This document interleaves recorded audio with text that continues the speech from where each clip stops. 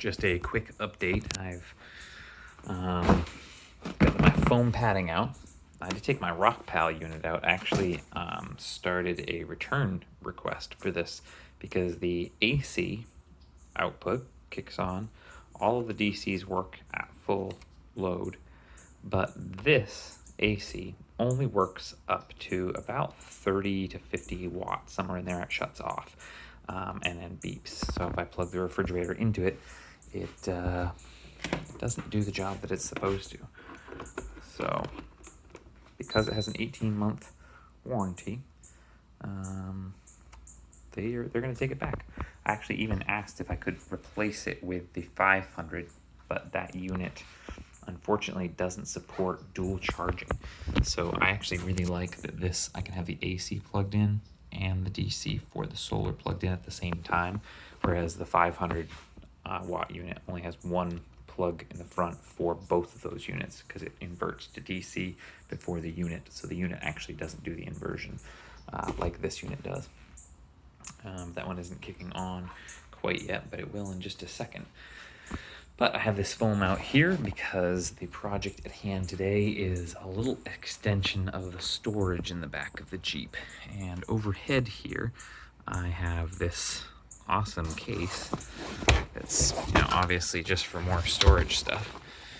But that case there is going to be housed on the ceiling, and it's going to be strapped in. I have this nylon webbing that I bought just too little of months and months ago before when I planned this project. I didn't really know how much I would need, and I was short by about 2.5 to 3 feet.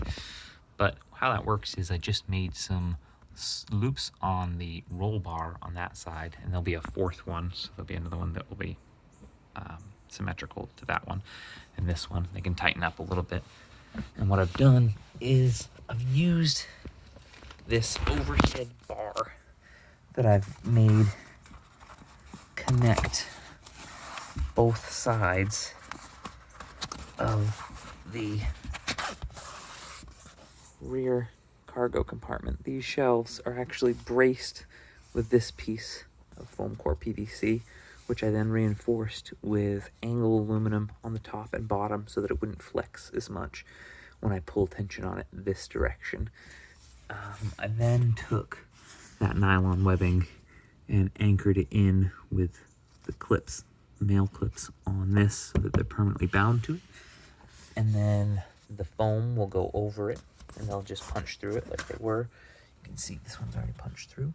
And then I do have a piece of this carpeting here that I've done the vehicle with right here left over that I'll wrap it in. So I'll cut holes in this as well and feed those clips through it so it'll look nice and finished.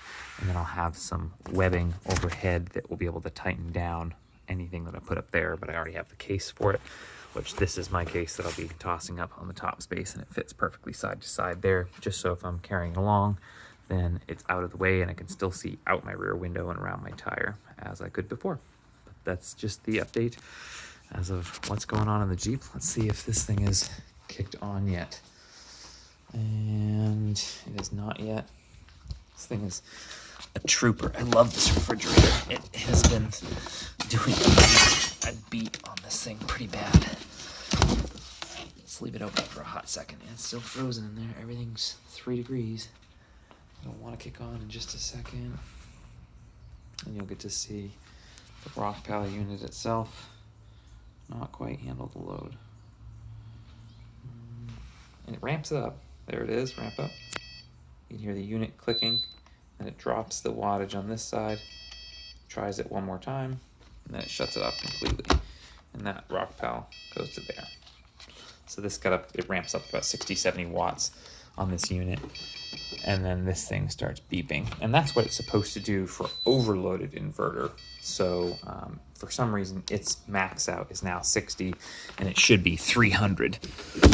But yeah, so RockPal's going back, getting another one of those, and then new storage, endless Jeep updates.